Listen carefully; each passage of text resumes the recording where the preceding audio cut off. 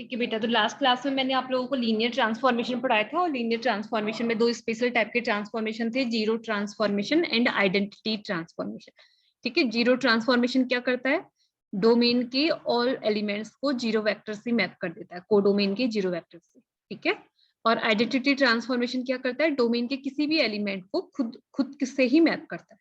ठीक है, तो अगर ऑपरेटर है तो उस केस में V2V हो जाएगा, और अगर ट्रांसफॉर्मेशन है उस केस में V2W हम बोलते हैं। ठीक है, तो अब मैं आप लोगों को कुछ इंपॉर्टेंट ट्रांसफॉर्मेशन कराती हूँ, फिर हम लोग जो नेक्स्ट टॉपिक है उसको पढ़ेंगे।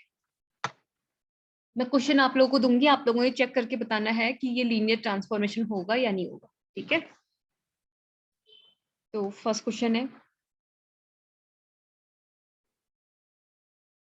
इफ V इक्वल टू, जो V है कलेक्शन ऑफ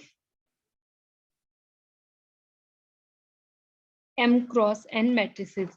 ठीक है, collection of M cross N matrices, और हम ट्रांसफॉर्मेशन डिफाइन कर रहे हैं T from V to V define कर रहे हैं। ठीक है, तो इट मीन्स हम इसको लीनियर ऑपरेटर भी बोल सकते हैं, तो इसमें लिख देते हैं एंड डिफाइन। हाँ, लीनियर ऑपरेटर है कि नहीं है वो आपने चेक करना है, हमने डिफाइन किया हुआ है, define T from V to V H T of x equal to P into x into Q. ठीक है, और ये P एंड Q के बारे में लिखा हुआ है कि वेर P एंड Q। हाँ बेटा, मैम अटेंडेंस नहीं लग पा रही है मैम। क्या प्रॉब्लम आ रही है, मैम उस सबमिट पर नहीं हो पा दिखाई रहा नहीं फॉर्म? रहा है। No ma'am. क्या नहीं दिखा रहा है बेटा उसमें? मैम जो नेम वगैरह डालना होता है वो दिखाई नहीं रहा है। एक मिनट, मैं चेक कर लेती हूँ। अब आप फिर से चेक करो एक बार, अब प्रॉब्लम नहीं आएगी, अब खुल जाएगा फॉर्म।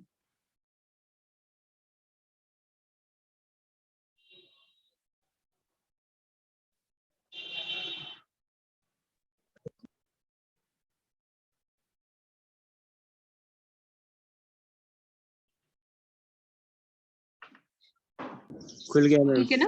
ठीक है बेटा, स्क्रीन विजिबल है ना आप लोगों को? यस जो मैम। ओके, ठीक है, तो ये P एंड Q के बारे में बोला गया है, where P and Q are square matrices, where P and Q are square matrices of order आप मुझे इसका बताएंगे। ठीक है, अगर मैं आप लोगों से क्लास 11-12 का ही बेसिक क्वेश्चन पूछूं, अगर ए हमारी कोई मैट्रिक्स है जिसका ऑर्डर M क्रॉस N है, ठीक है, इसको अगर मुझे मैट्रिक्स B से मल्टीप्लाई करना है तो B का ऑर्डर किस टाइप का होना चाहिए? इसमें ये नंबर ऑफ रोज होती हैं, ये नंबर ऑफ कॉलम्स होती हैं, तो जो मैट्रिक्स B है इसमें जो नंबर ऑफ कॉलम्स A है वो number of rose in B होनी चाहिए ना।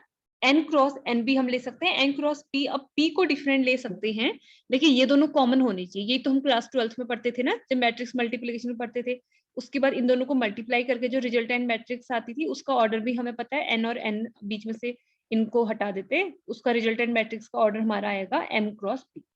ठीक है, ये चीज याद है ना क्लास 12th की, मैट्रिक्स मल्टीप्लिकेशन, मेरे ख्याल से ये उसका BSc फर्स्ट सेमेस्टर में भी तो है आप लोगों का मैट्रिक्स। Yes ma'am. हाँ, तो अब आप लोग मुझे बताओ कि P एंड Q का ऑर्डर, मैंने स्क्वायर मैट्रिक्स उनको लिख दिया, ठीक है, ऑर्डर आपने मुझे बताना है, जो ये X है, X का ऑर्डर, तो X तो हमारी इसकी एलिमेंट है, वेक्टर स्पेस V की एलिमेंट है, तो वेक्टर स्पेस V के जो इसका तो ऑर्डर है M क्रॉस N। ठीक है, इसका ऑर्डर है M क्रॉस N, तो इसको राइट साइड से हम Q से मल्टीप्लाई करने जा रहे हैं एंड लेफ्ट साइड से P से, और दोनों के दोनों स्क्वायर मैट्रिक्स होनी है, तो इस Q का ऑर्डर क्या होना चाहिए X से मल्टीप्लाई होने के लिए, किस टाइप का होना चाहिए, क्या कॉमन होनी चाहिए बताओ? Ma'am N cross P। N cross P, N cross P नहीं, लेकिन क्योंकि Q हमें पता है कि स्क्वायर मैट्रिक्स है तो N क्रॉस N लिख देते हैं। ठीक है, क्योंकि स्क्वायर मैट्रिक्स भी बनानी है। अब P के लिए बताओ, ठीक है, अगर यहाँ पे ये M क्रॉस N है, मैंने इसको लेफ्ट साइड से P से मल्टीप्लाई करना है, तो P का ऑर्डर किस टाइप का होना चाहिए? M cross M। क्या बोला, M क्रॉस M बोला या N cross N? Ma'am M cross M। हाँ m क्रॉस m, तभी ये m और ये m कॉमन आ गए, ये n और ये n कॉमन आ गए, ठीक है। तो हमने लिखा था where p and q are square matrices of order, p का ऑर्डर है m एंड q का ऑर्डर है n रिस्पेक्टिवली, लिख लेते हैं रिस्पेक्टिवली। तो अब आप लोग मुझे बताओ, is t a linear operator? अब आप लोगों ने आंसर देना है कि क्या t हमारा लीनियर ऑपरेटर है, और लीनियर ऑपरेटर की मैंने क्या आप लोगों को कंडीशन बताई थी, उसको हम वेरीफाई करेंगे। अगर वो वेरीफाई होगी तो लीनियर ऑपरेटर होगा, अदरवाइज नहीं होगा। एग्जाम में ऐसे क्वेश्चन आते हैं, हमें ऐसे डिफाइन करने के लिए बोला हुआ होगा और पूछा जाएगा कि जो ये डिफाइन है ये लीनियर ट्रांसफॉर्मेशन है या नहीं है, या लीनियर ऑपरेटर है या नहीं, ठीक है। तो लीनियर ऑपरेटर है या नहीं चेक करने के लिए हम क्या करते हैं, हम सपोज करते हैं late x and y are any two elements of V, are any two elements of vector space V, vector space V। या सिंपली इसको इतना ना लिख के हम ये बोल सकते थे कि let x belongs to V and y belongs to V। इससे पहले बेटा हम यहाँ पे अल्फा एंड बीटा लेते थे, अब यहाँ पे लेकिन मैट्रिक्स बोली हुई है, मैट्रिक्स को हम कैपिटल लेटर से डिनोट करते हैं, तो यहाँ पे जो वेक्टर्स है हमारे मैट्रिसेस, ठीक है, तो इसलिए हमने x एंड y लिखा हुआ है। इसके बाद हम क्या करते हैं, हम कोई दो स्केलर, चलो मैं आप लोग को लीनियर ट्रांसफॉर्मेशन की डेफिनेशन अगर आप लोग को याद है तो अच्छी बात है, नहीं है तो मैं दिखा देती हूँ। लीनियर ट्रांसफॉर्मेशन, देखो मैंने आप लोगों को कंडीशन बताई थी कि हम इस कंडीशन को देखते हैं कि T alpha plus beta equal to T alpha plus T beta है या नहीं है, और दूसरा T of C times alpha equal to C times T alpha है कि नहीं है, इन दोनों कंडीशन को चेक करते हैं, ठीक है। अच्छा, मैंने आप लोगों को इन दोनों कंडीशन से चेक करना ही बताया, कंबाइंड कंडीशन नहीं बताई क्या मैंने आपको? ये कंबाइंड कंडीशन भी बताई थी, देख लेती हूँ। हाँ, कंबाइंड कंडीशन भी मैंने आप लोग को बताई हुई है, ठीक है। तो इसको हम ज्यादा फॉलो करेंगे, इसको कि T times C alpha plus beta equal to C times T alpha plus T beta है कि नहीं है, हम ये चेक करेंगे, ठीक है। अगर ये कंडीशन सेटिस्फाई हो जाती है तो लीनियर ट्रांसफॉर्मेशन होगा, अदरवाइज नहीं होगा, ठीक है। तो अब यहाँ पे हम चेक करेंगे, अब सपोज कर लेते हैं कोई scalar value, collection of m cross n। बेटा यहाँ पे ना हमेशा एग्जाम में आपको या तो रियल मैट्रिसेस दिखा हुआ दिखेगा, या कॉम्प्लेक्स मैट्रिसेस, या रेशनल मैट्रिसेस, तो उससे ये पता चलता है कि जो मैट्रिक्स है उसके एलिमेंट रियल हैं या कॉम्प्लेक्स, ठीक है। तो जो एलिमेंट होते हैं वही उसका फील्ड होता है यहाँ पे, क्योंकि वेक्टर स्पेस के लिए ओवर एनी फील्ड लिखना बहुत जरूरी होता है, ठीक है। तो यहाँ पे रियल मैट्रिसेस मैंने इसको लिख दिया, तो जो फील्ड रहा होगा यहाँ पे field set of real number होगा, ठीक है। अब सपोज कर लेते हैं and let C is any scalar, C scalar है तो इट मींस स्केलर हमारे पास में फील्ड का एलिमेंट होता है। तो अब हम निकालेंगे यहाँ से T of C times alpha plus beta, ठीक है। अल्फा है अभी हमारा एक्स प्लस बीटा, बीटा हमारा वन। आप लोगों को कुछ भी कंफ्यूजन हो रहा है तो आप लोग इसमें ये ले लो कि let alpha equal to x ले लो और बीटा इक्वल टू आप लोग वाई ले लो, ठीक है। अगर आप लोगों को लग रहा है कि हम ऐसे क्यों लिख रहे हैं तो मैं उसी फॉर्म में लिख दे रही हूँ इसको, T of C times alpha plus beta. तो T times C of alpha हमारा है एक्स प्लस वाई, ठीक है। तो अब डिफाइन कैसे किया है, देखो क्वेश्चन में डिफाइन किया है T of x equal to P times x into Q, ठीक है। तो पी और क्यू तो कांस्टेंट है, जो बीच में एक्स है वो सेम है जो यहाँ पे आ रहा है टी के साथ में, ठीक है। T of something equal to P times something into Q, ठीक है। तो यहाँ पे टी टाइम्स दिस है तो हमारे पास आ जाएगा P times C x plus Y into Q. P and Q तो कांस्टेंट रहने वाले हैं, जो यहाँ पर है बस वो बीच में आ जाएगा, ठीक है। तो अब देखते हैं कि इसको सॉल्व कर लेते हैं। तो ये P भी हमारे पास में स्क्वायर मैट्रिक्स है जिसका ऑर्डर है M, और Q भी स्क्वायर मैट्रिक्स है जिसका ऑर्डर है N, ठीक है। तो P से मल्टीप्लाई कर रही हूँ पहले, तो हमारे पास आ जाएगा P into C times X plus P into Y into Q, ठीक है।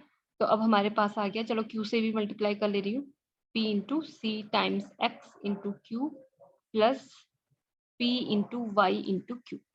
अब देखो अगर मैट्रिक्स में हमारे पास में अगर ऐसे होता है कहीं पे, ये आप लोग मुझे बताना कि अगर कभी किसी भी मैट्रिक्स को A इंटू सी कोई स्केलर है, C टाइम्स B है, तो जो ये स्केलर वैल्यू होती है, ये स्केलर वैल्यू क्या होती है हमारी डायरेक्टली बाहर आ जाती है। तो C times a into B हमारे पास आता है, ठीक है।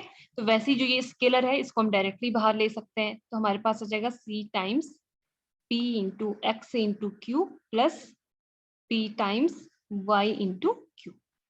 अब देखो इस c को स्केलर है, p एक्स क्यू को हम लिख सकते हैं t ऑफ x, इसको हम लिख सकते हैं t of x, and p into Y into Q को हम लिख सकते हैं t टाइम्स y। तो देखो हमने क्या प्रूफ कर दिया, t times C x plus Y को हमने प्रूफ कर दिया c times T x plus T Y. या अगर आप लोग उसको और ज्यादा लिखना है तो आप लिख सकते हो, क्योंकि x हमारा था alpha plus t times beta, तो हमारा प्रूफ हो गया t ऑफ c alpha plus beta equal to c times t alpha plus t beta. It means t is a linear operator, ठीक है।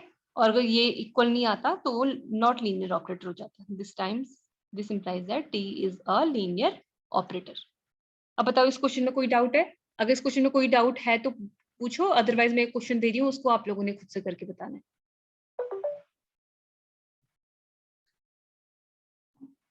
कोई डाउट नहीं है? ठीक है, फिर कोई डाउट नहीं है तो अब आप लोग मुझे इसका आंसर बताओ। अगर हमारे पास में पी एन एक्स है, और ये पी एन एक्स डिनोट क्या करता है? ये डिनोट करता है collection of polynomials, collection of polynomials up to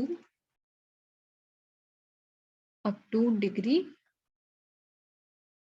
n, ठीक है। ये मैं आप लोग को पहले भी पढ़ा चुकी हूँ। और पी एन एक्स का अगर मैं आपसे पूछूं कि इसके बेसिस में कितने नंबर ऑफ एलिमेंट होते हैं, कितने एलिमेंट होते हैं पी एन एक्स के बेसिस में? पी एन एक्स का बेसिस मैंने आप लोग को बताया था ना, कितने एलिमेंट होते हैं। कल संडे था बेटा, आप लोगों ने एटलीस्ट जितना क्लास में पढ़ाया है वो रिवीजन तो करना चाहिए। और ये तो बहुत सिंपल से क्वेश्चन मैं आप लोगों से पूछ रही हूँ, पी एन एक्स के बेसिस में कितने एलिमेंट होते हैं? कितने एलिमेंट होते हैं? चलो बेसिस बता दो, एलिमेंट मत बताओ कि इसके बेसिस में क्या क्या होता है।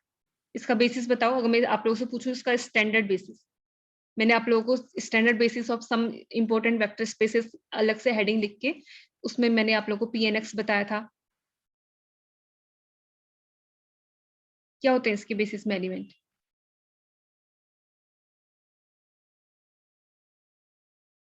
बेटा अभी तो आप लोगों की फिजिक्स केमिस्ट्री की क्लासेस नहीं चल रही हैं, बाकी जिसकी जो भी क्लासेस हैं सिर्फ मैथ्स की क्लास चल रही है। आप लोग उसको रिवाइज नहीं कर रहे हो, फिर बाद में आप लोगों के पास में तीन तीन सब्जेक्ट साथ में आप लोगों के पास में वैसे ही बर्डन ज्यादा हो जाता है। तो अभी तो सिर्फ एक सब्जेक्ट है तो एटलीस्ट मैथ्स को तो क्लियर करते जाओ। मैं आप लोगों को कितना एक्सप्लेन कर लूं कोई भी फायदा नहीं होगा जब तक आप लोग खुद से नहीं पढ़ेंगे।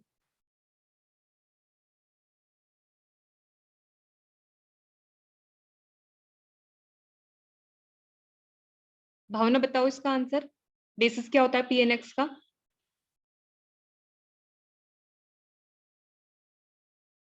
कोई नहीं पढ़ रहा है इसका मतलब घर में। देखो पीएनएक्स का बेसिस क्या होता है? 1x। टफ भी होता है तो मैं सोचती कि ठीक है थोड़ा टफ है, आप लोगों को नहीं आ रहा है, इतना सिंपल है वो भी आप लोगों को नहीं आ रहा है। बेसिस ये होता है और इसके बेसिस में नंबर ऑफ एलिमेंट होते हैं n+1। तो डायमेंशन ऑफ पीएनएक्स होती है n+1। और कैसे इसका स्टैंडर्ड बेसिस लिखा जाता है मैंने आप लोगों को सब कुछ अच्छे से एक्सप्लेन किया हुआ।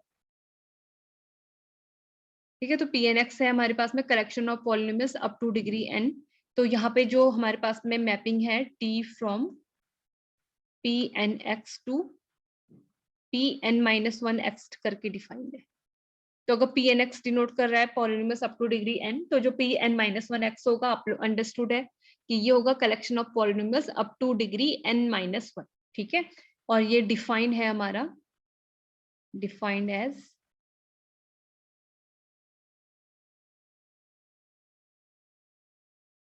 tx इक्वल टू, चलो मैं इसको यहाँ पे अलग से डिफाइन कर रही हूँ, टी ऑफ पी एक्स, क्योंकि इसके जो एलिमेंट होते हैं पॉलिनोमियल होते हैं। T of P x equal to D of P x. अब ये डी जिसको समझ में नहीं आ रहा है वो भी मैं लिख दे रही हूँ, differentiation with respect to x of P x. अब बताओ कि ये is T linear operator? Is T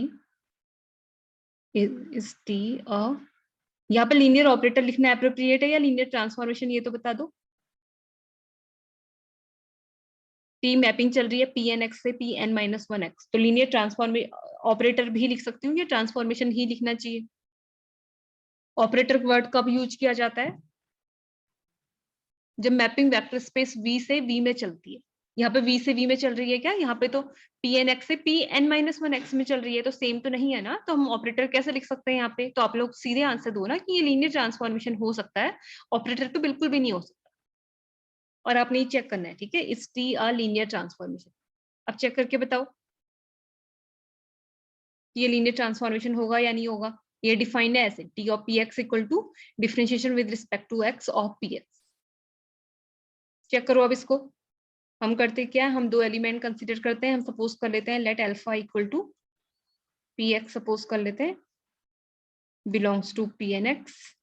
अगर पी एन एक्स में बिलोंग कर रहा है तो it means P X is a polynomial up to degree N. हो सकता है इसकी डिग्री ये कांस्टेंट भी हो सकता है, 1 डिग्री का भी, 2 डिग्री का भी, लेकिन एन से छोटी होगी इसकी डिग्री, एन से बड़ी नहीं हो सकती। अप टू डिग्री एन का मीनिंग होता है कि पी एन एक्स के अंदर सिर्फ डिग्री एन तक के पॉलिनोमियल है, एन से ज्यादा डिग्री के पॉलिनोमियल नहीं है, ठीक है। And beta equal to Q X belongs to PNX.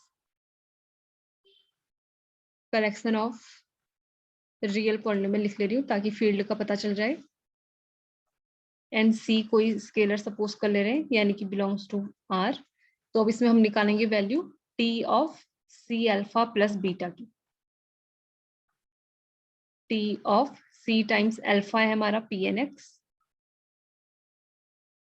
Plus Q N x.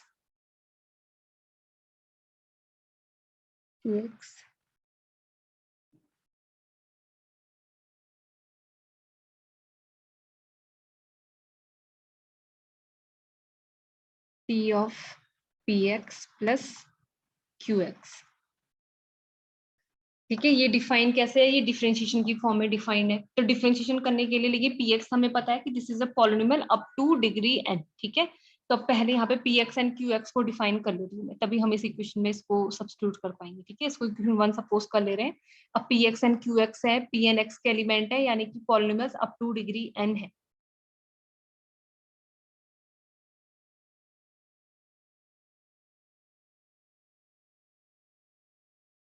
तो इसको और डिफाइन करके लिख ले रहे हैं। Let px equal to, this is a polynomial up to degree n है, ठीक है। तो सपोज कर लेते हैं let px equal to a0 plus a1x plus a2x square plus up to so on an xn, ठीक है। और qx को सपोज कर लेते हैं and qx equal to b0 plus b1x plus b2x square plus up to so on bn xn। तो अब इसमें हमें वैल्यू निकालनी है T of C alpha plus beta की। इक्वेशन 1 में वैल्यू सब्स्टिट्यूट कर रही हूँ अगेन।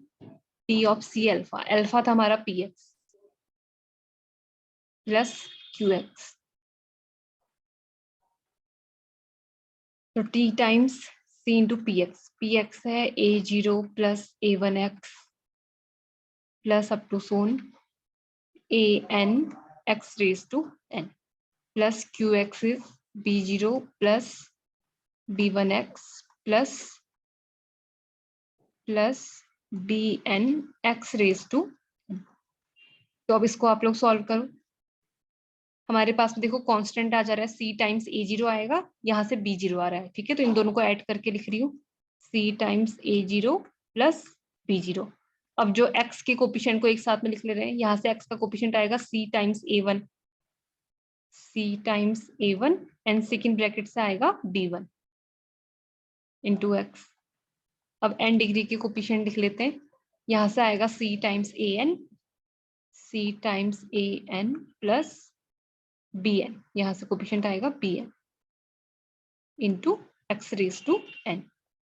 अब देखो t ऑफ px कैसे डिफाइन किया गया था, ddx ऑफ px, जो भी px यानी कि जो भी अंदर से पॉलिनोमियल चले। तो यहाँ पे पॉलिनोमियल है ddx ऑफ दिस, तो आ जाएगा c times a0 plus b0 plus c a1 plus b1x plus up to so on c times an plus bn x raised to n। अब बताओ डिफरेंशिएशन तो बता दो। लास्ट लाइन जो first term है constant c times a0 plus b0 एक constant होगा, उसका x के रिस्पेक्ट में डेरिवेटिव क्या होगा? कांस्टेंट का डेरिवेटिव क्या होता है? What is differentiation of constant? 0 0। And second term का डेरिवेटिव बताओ बेटा। मैम वो x एक ही बार है तो c(a1 + b1) हो जाएगा। ठीक है, c(a1 + b1)। और अगर यहाँ पे x स्क्वायर को भी हमने लिखा होता तो वो कोफिशिएंट आता हमारा c टाइम्स a2 + 2 आ b2। जाता। ठीक है, तो हमारा आ जाता 2 टाइम्स c(a2 c(a1) + b2)।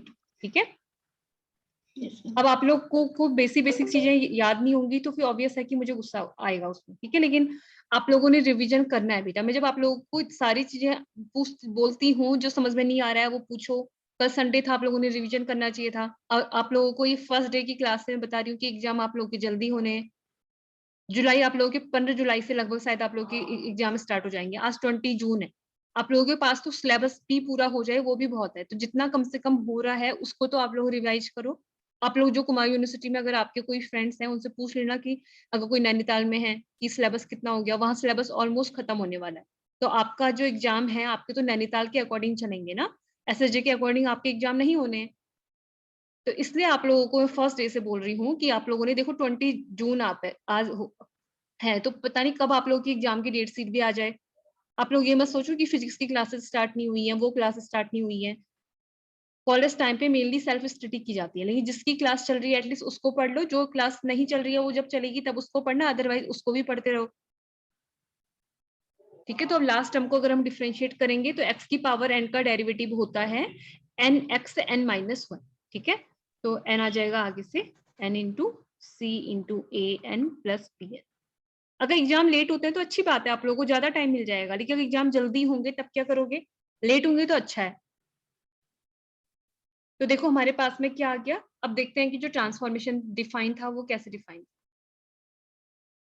देखो वो डिफाइन था T of P x equal to T times T. अच्छा, हमने चेक करना था कि ये लीनियर ट्रांसफॉर्मेशन होगा या नहीं होगा, ये चेक करना था। ठीक है, तो पहले इसको कर लेती हूँ, फिर आपको मैं इस क्वेश्चन में एक बहुत इंटरेस्टिंग चीज है फिर उसको एक्सप्लेन करेंगे। ठीक है, इसको सपोज कर लेते हैं इक्वेशन 2। अब उसमें तो जो हमने पहला वाला क्वेश्चन करा था डायरेक्ट पता चल जा रहा था लीनियर ट्रांसफॉर्मेशन का, लेकिन यहाँ पे सीधे नहीं पता चल पा रहा। तो हम ऐसा कर लेते हैं, जो इसका राइट हैंड साइड हमको प्रूफ करना है c times T alpha plus T beta, उसकी वैल्यू निकाल लेते हैं। फिर देखेंगे कि दोनों आपस में इक्वल आ रहे हैं या डिफरेंट आ रहे हैं। जैसे बेटा लास्ट क्वेश्चन था, मैं उसको फिर से दिखा दे रही हूँ। लास्ट क्वेश्चन को देखो, इस वाले क्वेश्चन में हमें राइट हैंड साइड को अलग से निकालने की जरूरत नहीं पड़ी थी, यहीं से पता चल जा रहा था। ठीक है, जहां पे डायरेक्ट पता चल जाए बहुत अच्छी बात है, जहां पे ना चले वहां पे कैलकुलेशन और कर लेंगे हम। ठीक है, वैसे मैं यहाँ से भी निकाल सकती हूँ, यहाँ से निकालूंगी तो आपको कंफ्यूजन होंगे, इसलिए मैं इसका right hand side c times T alpha plus T beta को अलग से कैलकुलेट कर रही हूँ। और अगर आपस में दोनों इक्वल आ जाएंगे तो हमारा प्रूफ हो जाएगा कि ये लीनियर ट्रांसफॉर्मेशन है।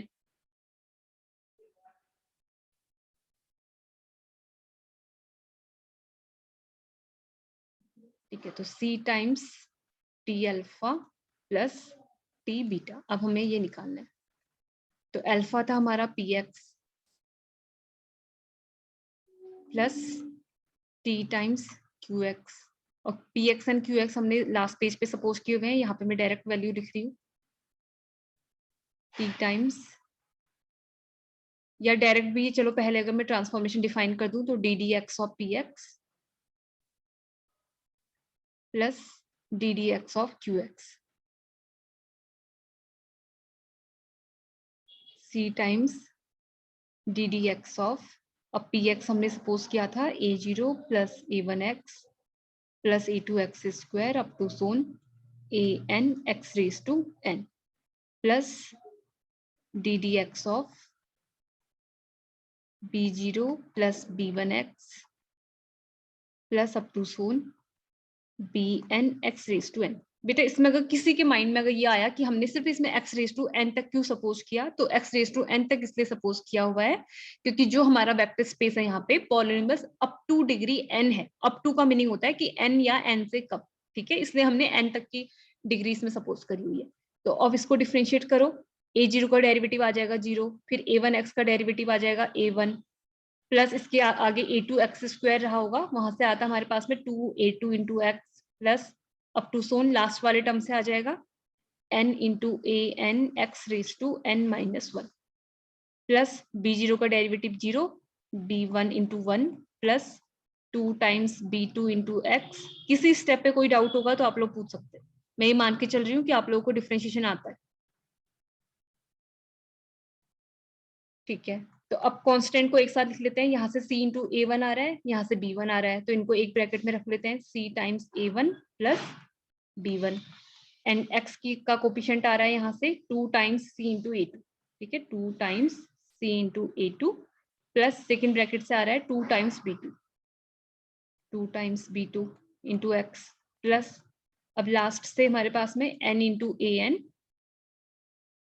एंड लास्ट यहाँ से एन। बेटा यहाँ से आप लोग देखो, आप लोग बताते भी नहीं होगी, सी भी तो आएगा यहाँ से, बाहर से सी भी आएगा plus N into B N X raise to N minus 1।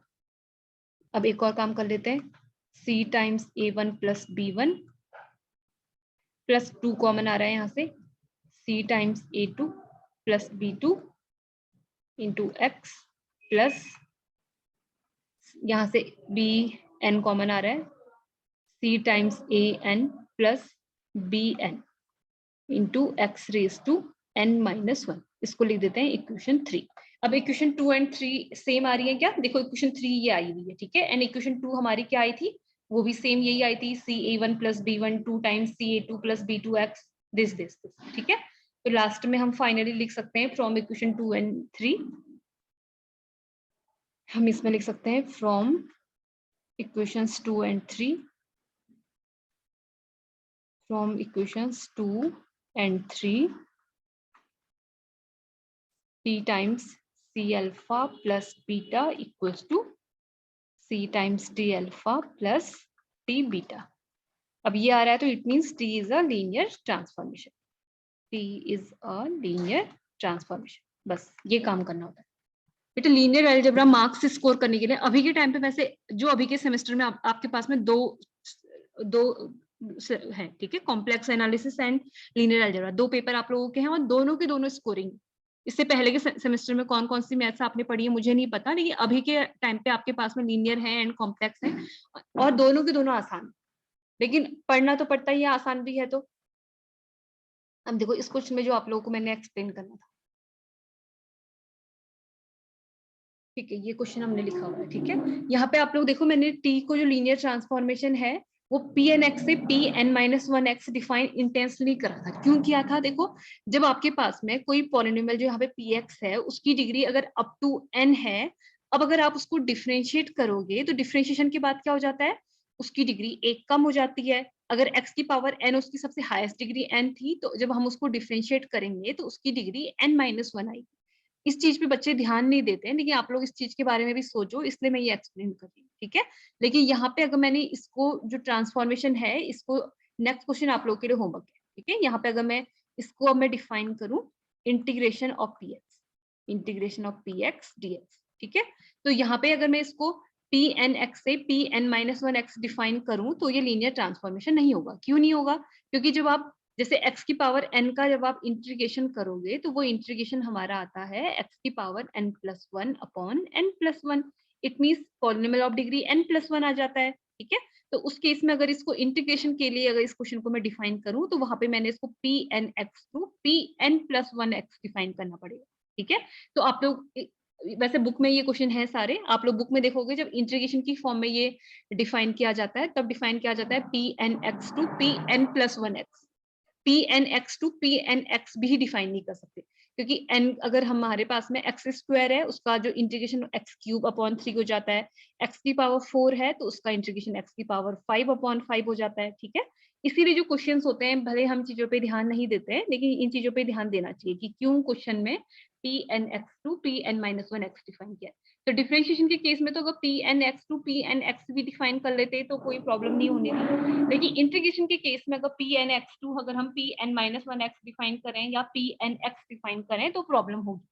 क्यों होगी? क्योंकि n डिग्री का जो कोफिशिएंट होगा, जो पावर x की पावर n होगी, उसका इंटीग्रेशन की पावर बाद तो वो पावर n प्लस वन बन जाती है। ठीक है, तो अब आपके लिए क्वेश्चन होमवर्क है, इसको आप लोगों ने खुद से चेक करना।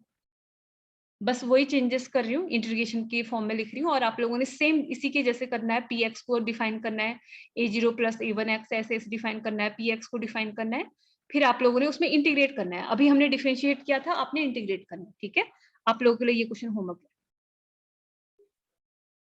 क्वेश्चन है हमारा, अगर t हम डिफाइन करें P N X to P N plus one X, P N plus one X, और डिफाइन कैसे किया है?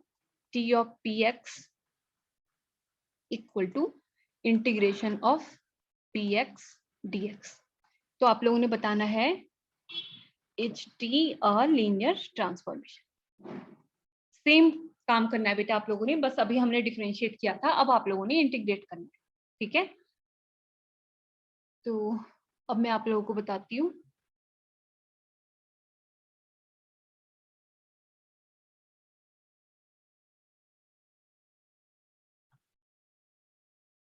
लीनियर ट्रांसफॉर्मेशन की एक थ्योरम है, उस थ्योरम को कर लेते हैं। चलो अभी के लिए टाइम कम है तो मैं कुछ क्वेश्चन आप लोगों को दे रही हूँ, आप लोगों ने आंसर देने। मैं कुछ ट्रांसफॉर्मेशन डिफाइन करूंगी और आप लोगों ने बताना है कि वो लीनियर ट्रांसफॉर्मेशन है या नहीं। ठीक है, और मैं ट्रांसफॉर्मेशन यहाँ पे डिफाइन कर रही हूँ T from R square to R cube define कर रही हूँ। T from X Y to, देखो मैंने यहाँ पे कॉलम की फॉर्म में लिख दिया, कोई फर्क नहीं पड़ता। ठीक है, उस चीज से आप लोगों ने आंसर देना है कि T X Y to X plus one. 5 minute.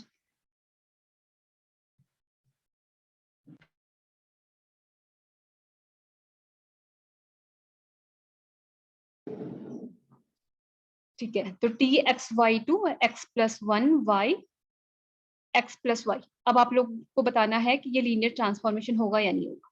ठीक है, बस कॉलम की फॉर्म में लिखा है। अगर आप लोगों को कंफ्यूजन हो रहा है तो इस क्वेश्चन को ऐसे लिख लो, T X Y to X plus one Y X plus Y.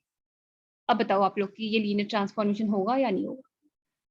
और दूसरा क्वेश्चन है टी ऑफ, चलो मैं इसी फॉर्म में लिख ले रही हूँ, लेकिन एग्जाम में कॉलम फॉर्म में भी कभी आ जाता है, इसलिए लिख रही हूँ उस फॉर्म में कि आप लोगों को कंफ्यूजन ना रहे। X Y into X Y. Second question ये है। थर्ड क्वेश्चन है टी ऑफ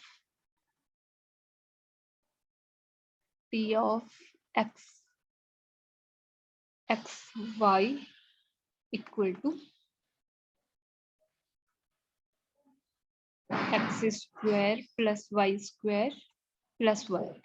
मेरे ख्याल से मैंने इस टाइप के क्वेश्चन आप लोगों से पहले भी पूछे हैं, तो अभी तो आप लोगों को सीधे सीधे आंसर देना चाहिए। T of X Y to X Y X plus Y. अब बताओ बेटा जल्दी से आंसर दो कि फर्स्ट हमारा लीनियर ट्रांसफॉर्मेशन है या नहीं। जो मैंने फर्स्ट एग्जांपल यहाँ पर लिखा है, ये लीनियर ट्रांसफॉर्मेशन है या नहीं है। बेटा ये क्वेश्चन ऐसे होता है ना कि जिनमें आप लोगों ने चेक भी नहीं करना है कि T times C alpha plus beta linear transformation है कि नहीं। मैंने आप लोगों को हिंट के लिए बताया है कि लीनियर ट्रांसफॉर्मेशन है कि नहीं है चेक करने के लिए सबसे पहले तो, अगर कभी भी हमारे पास में देखो लीनियर ट्रांसफॉर्मेशन में एक तो सेकंड पावर नहीं होनी चाहिए, जैसे ये है, इसको तो आप लोगों ने सीधे कह देना चाहिए कि third is not linear transformation, क्योंकि एक्स स्क्वायर आ जा रहा है, वाई स्क्वायर आ जा रहा है, और एक कांस्टेंट भी आ जा रहा है ऊपर से। ठीक है, अब आप लोगों को जो मैंने कंडीशन बताई है उससे भी आप लोग चेक कर सकते हैं, लेकिन वो अभी अगर मैं आप लोगों से सीधे पूछ रही हूँ तो इसका मतलब यहाँ पे ज्यादा कैलकुलेशन नहीं है, इसलिए मैं आप लोगों को सीधे बताने को बोल रही हूँ कि कैसे आप लोग आइडेंटिफाई करोगे कि कौन सा लीनियर ट्रांसफॉर्मेशन है कौन सा नहीं है। बताओ फर्स्ट लीनियर ट्रांसफॉर्मेशन है कि नहीं है।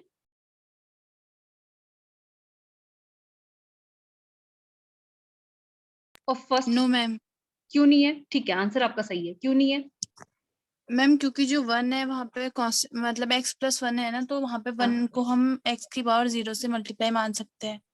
तो यहाँ पे आगे हमारी x की पावर 1 ही। ये मैंने आपको एक्सप्लेनेशन ये बताया था, ठीक है। एक तो ये भी समझ सकते हो, और दूसरा अगर आप लोग बाई कंडीशन जब चेक करने के लिए जाओगे तो हो क्या जा रहा होगा, ये x+1 अगर c से मल्टीप्लाई करोगे तो ये cx+c हो जाएगा ना, 1 तो हमारा चेंज हो जाएगा, और अगर c तो हमारे पास में हम c को 5 ले सकते हैं, 7 ले सकते हैं, तो उस टाइम पे वो 7x+7 हो जाएगा, ठीक है। देखिए हमको ये तो 1 चाहिए था, ठीक है। जब अगर आप लोग इस कंडीशन से भी चेक करोगे c अल्फा प्लस बीटा से, तो आपके पास में क्या हो जाएगा, जब आप लोग उसको ये c से मल्टीप्लाई करोगे, c अगर हमारा 5 है तो ये 5x+5 हो जाएगा, जबकि हमें तो क्या चाहिए, वो 1 चाहिए, ठीक है।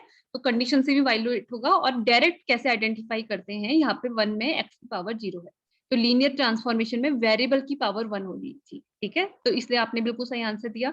अब सेकंड बताओ कि सेकंड लीनियर ट्रांसफॉर्मेशन है कि नहीं है, सेकंड को भी डायरेक्ट चेक करके बताओ बिना कैलकुलेशन करे।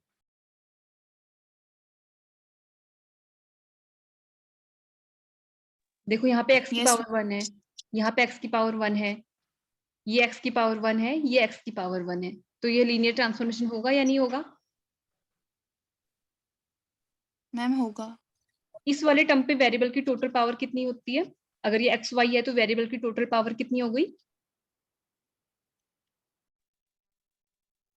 अगर मैं आप लोगों से पूछूं कि F X equal to X Y plus X plus 1, ये लीनियर पॉलिनोमियल है या क्वाड्रेटिक है? क्वाड्रेटिक वो होते हैं जिनकी डिग्री 2 होती है, तो ये कैसा पॉलिनोमियल है? एफ एक्स लीनियर है या क्वाड्रेटिक है? तो पॉलिनोमियल की डिग्री बताई जाती है डिग्री की टोटल पावर, वेरिएबल की टोटल पावर से। वेरिएबल की टोटल पावर इस टर्म पे कितनी है? 1 + 1 2 है, ठीक है। ये बहुत बेसिक चीज है, क्लास 7th 8th में ये चीज बच्चों को आती है कि यहाँ पे वेरिएबल की टोटल पावर है 2। इट मींस जो ये एफ एक्स है ये आपका क्वाड्रेटिक पॉलिनोमियल है, ये क्वाड्रेटिक पॉलिनोमियल है, ठीक है। ये क्वाड्रेटिक पॉलिनोमियल है तो ये भी लीनियर ट्रांसफॉर्मेशन नहीं है, क्योंकि यहाँ पे x की पावर 1 है, y की भी पावर 1 है, तो टोटल पावर आ गई यहाँ पे 2, ठीक है। अब इसके बाद आगे से आपको इस चीज में कंफ्यूजन नहीं होना चाहिए, ठीक है। अगर सपोज मैं एक और एग्जांपल लिखूं कि F X equal to x² y plus 1, और आपसे मैं पूछूं कि ये लीनियर पॉलिनोमियल है, क्वाड्रेटिक है या क्यूबिक है, तो आप क्या आंसर दोगे? जो ये f1x मैंने लिखा है ये क्वाड्रेटिक है या क्या बेटा? क्यूबिक क्यूबिक है, क्योंकि देखो यहाँ पे पावर 2, यहाँ पे पावर 1, तो टोटल पावर कितनी हो गई? 2 + 1 3।